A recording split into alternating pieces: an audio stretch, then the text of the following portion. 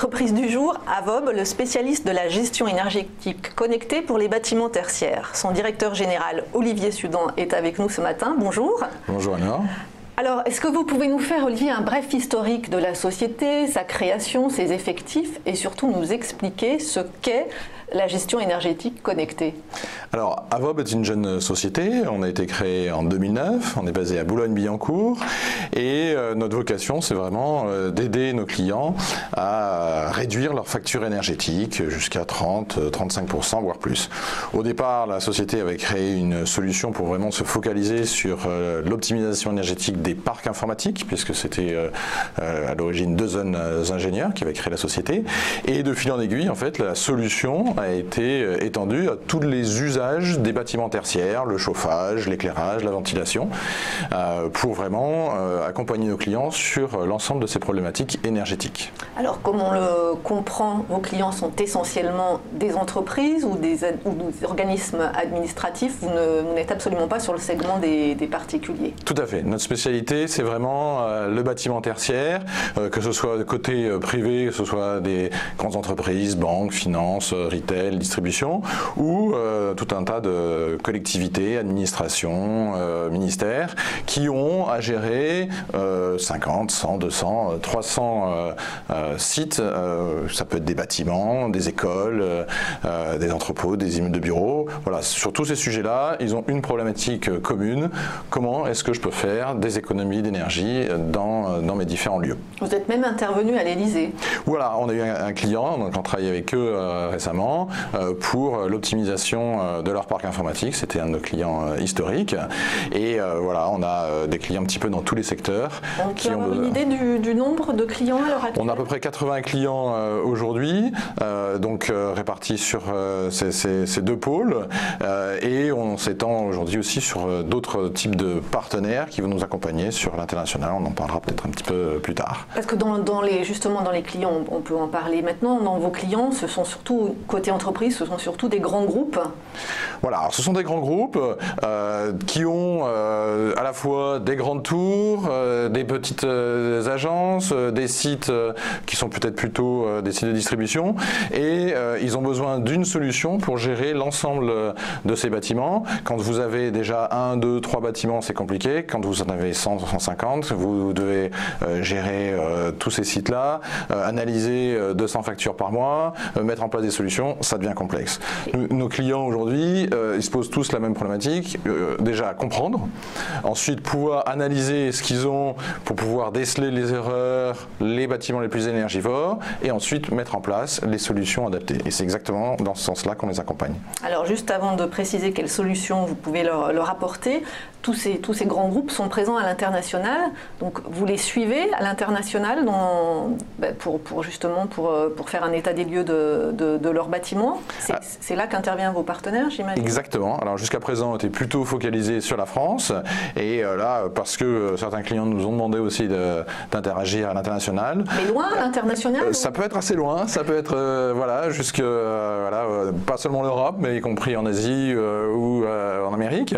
Donc là, naturellement, on est encore une jeune société, on est 10 personnes, donc on ne peut pas faire tout seul tout cela. Donc on s'appuie sur des partenaires, et notamment on est en train de finaliser un accord avec un grand acteur international qui lui va pouvoir nous aider sur ces projets sur ces pays-là. Ça sera un partenariat commercial?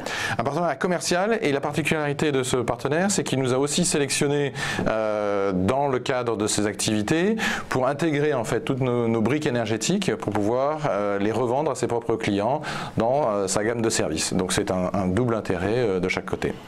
Alors pour revenir à vos clients, quelles solutions vous leur proposez concrètement en France ou à l'international? Alors au départ, la plupart de nos clients nous disent on a beaucoup d'informations, on a la validité de faire des économies, mais par où commencer? Donc c'est un petit peu comme chez le médecin, quand vous êtes malade, d'abord on prend la température, ensuite il analyse et puis il vous prescrit la bonne solution pour traiter le problème. Eh bien nous c'est un peu pareil.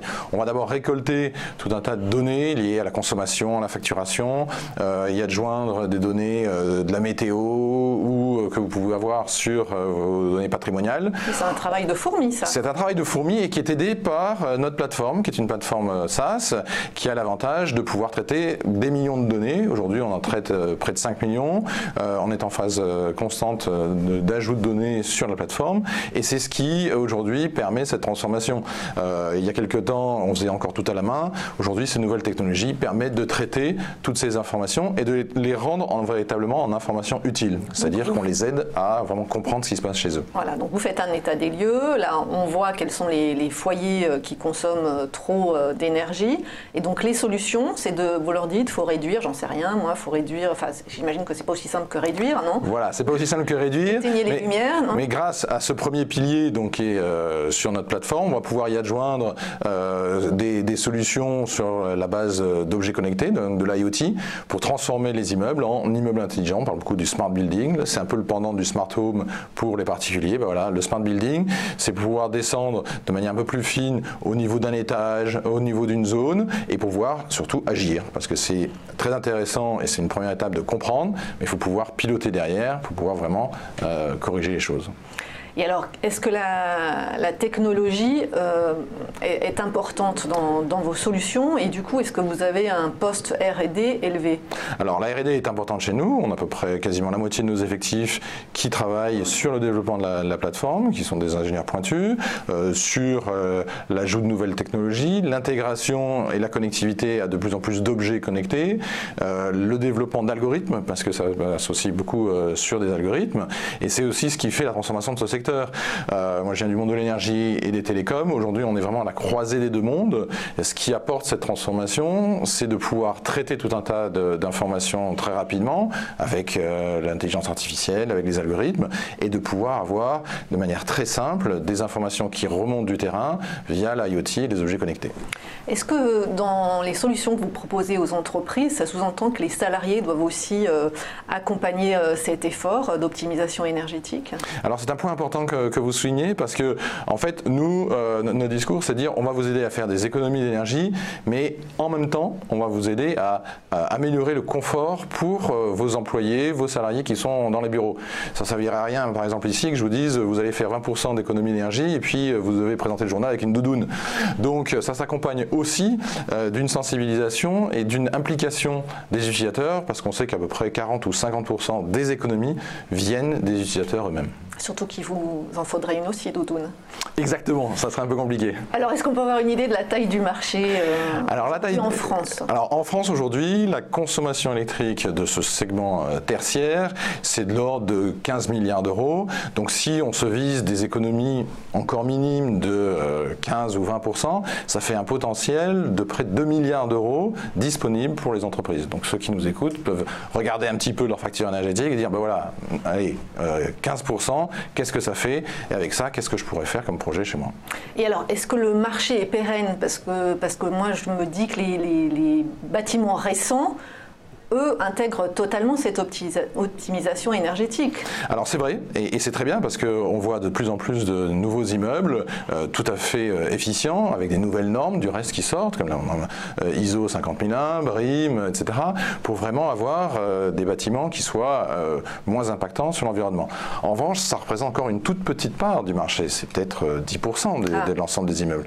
Il reste 90% qui sont des immeubles existants, de vieux immeubles, qui sont peu ou pas équipés, qui sont parfois mal gérés, et là-dessus il y a un potentiel qui est quand même énorme. Des vieux immeubles, c'est quoi? C'est avant 2000 par exemple? Ou même qu'est-ce qu'on considère comme vieux? Quels sont les immeubles? Des immeubles qui ont 20-30 ans, oui. Souvent ils ne sont pas toujours rénovés, et il y a beaucoup de déperdition d'énergie, je dirais, sur ces sites-là. Donc voilà, des clients peuvent avoir, encore une fois, nos clients tertiaires peuvent avoir un parc immobilier très varié, à la fois en taille, mais en état, et c'est sur l'ensemble de ces sujets-là qu'on peut les aider.